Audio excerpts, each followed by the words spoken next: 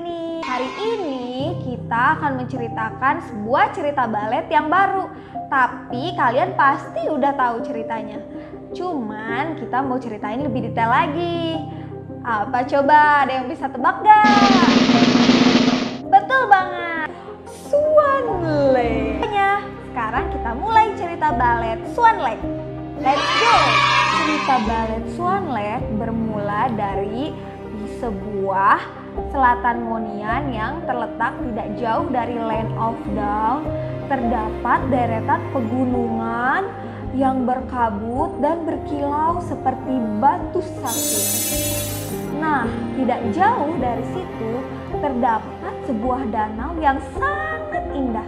Danau ini diberi nama dengan Danau Angsa atau Swan Lake. Nah, kenapa sih danau itu diberi nama Swan Lake? Karena tidak jauh dari danau itu terdapat sebuah kerajaan yang disebut dengan Kerajaan Swan Castle. Nah, kerajaan tersebut dikenal sangat makmur dan juga mereka memiliki seorang pangeran yang masih muda dan sangat tampan. Pangeran itu bernama Pangeran Siegfried. Pada suatu hari, kerajaan tersebut sedang menyiapkan pesta perayaan untuk merayakan ulang tahun pangeran yang ke-21. Wow, masih muda banget ya. Pesta itu digelar di halaman istana. Kerajaan itu mengundang seluruh rakyat dan juga keluarga-keluarga kerajaan yang lain. Nah, setelah persiapannya selesai, akhirnya pesta perayaan ulang tahun pun dimulai. Lalu Pangeran Siegfried pun datang ke pesta perayaan ulang tahunnya yang ke-21. Wah, dan dia tampil sangat tampan. Bayangin deh, ada pangeran yang ganteng banget dan masih muda jalan di depan kalian naik kuda putih. Kayak siapa ya? Semua gadis di pesta itu sangat terpesona oleh ketampanan dari Pangeran Siegfried. Wow! Selama perayaan itu, Pangeran sibuk bercengkrama dengan saudara-saudaranya. Sementara seluruh gadis-gadis sibuk memperhatikan Pangeran Siegfried. Dan mereka pun saling bercakap-cakap.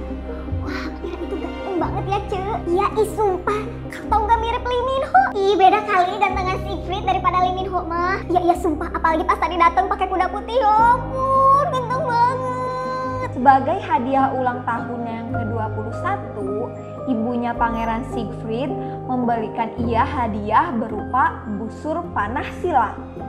Dan ibunya memberitahu bahwa karena Pangeran Siegfried sudah sangat matang dan ia sudah siap untuk memimpin kerajaan, maka ibunya meminta Pangeran Siegfried untuk cepat-cepat membawa seorang gadis untuk dinikahi. Mau dong jadi gadisnya. Tapi Pangeran Siegfried merasa belum siap karena dia lagi gak deket sama siapa-siapa. Dan juga tanggung jawabnya sebagai penerus kerajaan membuat Pangeran Siegfried merasa terbebani. Akhirnya setelah perayaan ulang tahunnya selesai, Pangeran Siegfried meminta izin kepada ibunya untuk pergi berburu dan ia membawa busur silang hadiah dari ibunya. Pangeran Siegfried pun pergi ke dalam hutan dan menjadi pemimpin di kelompoknya. Kemudian ia terus masuk ke dalam hutan dan tidak sengaja menemukan sebuah danau. Pangeran Siegfried melihat seekor angsa yang sangat cantik. Dan angsa itu memiliki sebuah mahkota di kepalanya. Kemudian teman-temannya yang lain pun datang ke danau. Tetapi Pangeran Siegfried ingin sendirian dan menjernihkan pikirannya. Sehingga ia meminta teman-temannya untuk kembali ke kerajaan. Saat senja turun, Pangeran Siegfried menikmati suasana sore itu sambil melihat angsa yang sangat cantik tadi. Namun perlahan-lahan angsa itu berubah menjadi seorang gadis yang tercantik yang pernah Pangeran Siegfried lihat. Ada cinta yang kurasakan. Pangeran Siegfried pun terkejut dan terheran-heran. Kenapa bisa ada seekor angsa berubah menjadi seorang gadis yang sangat cantik? Lalu Pangeran Siegfried pun bertanya kepada gadis tersebut. Gadis itu bernama Odette. Ia adalah Swan Queen. Lalu Pangeran Siegfried pun bertanya kepada Odette. Odette pun menjelaskan kepada pangeran kenapa ia bisa menjadi seekor angsa. Ia menceritakan ada seorang penyihir yang sangat jahat bernama Von Rothbard. Von Rothbard ini mempunyai kekuatan sihir yang amat sakti. Ia bisa menyamar menjadi siapa saja. Bahkan Von Rothbard itu sedang menyamar sebagai penasehat dari Pangeran Siegfried. Odette menjelaskan bahwa Von Rothbard lah yang telah mengubah ia dan gadis-gadis yang lain menjadi seekor angsa. Dan danau yang sangat indah tersebut ternyata terbentuk dari air mata, hasil tangisan orang tua mereka yang merasa kehilangan putrinya.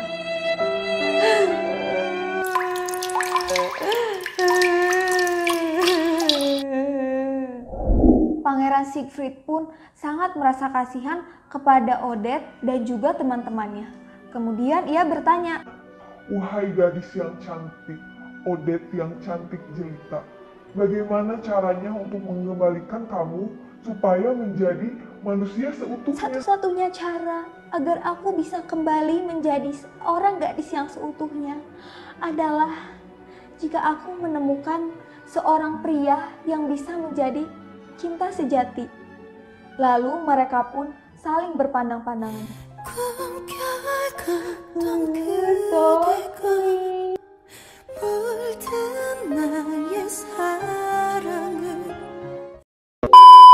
Karena Pangeran Siegfried sudah sangat terpesona oleh kecantikan Odette, dan selama ini belum ada seorang gadis pun yang dapat memikat hati Pangeran Siegfried.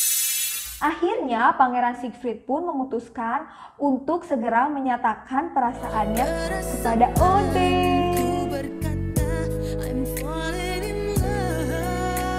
Bagaikan petir di siang bolong. Sebelum Pangeran Siegfried sempat menyatakan perasaannya kepada Odette, datanglah seorang penyihir yang sangat jahat, yaitu Von Rothbard. Ceritanya nggak sampai di situ aja loh, masih ada kelanjutannya. Mau tahu nggak cerita selanjutnya? Stay tune ya di Storytelling Swan Lake Part 2. Bye bye.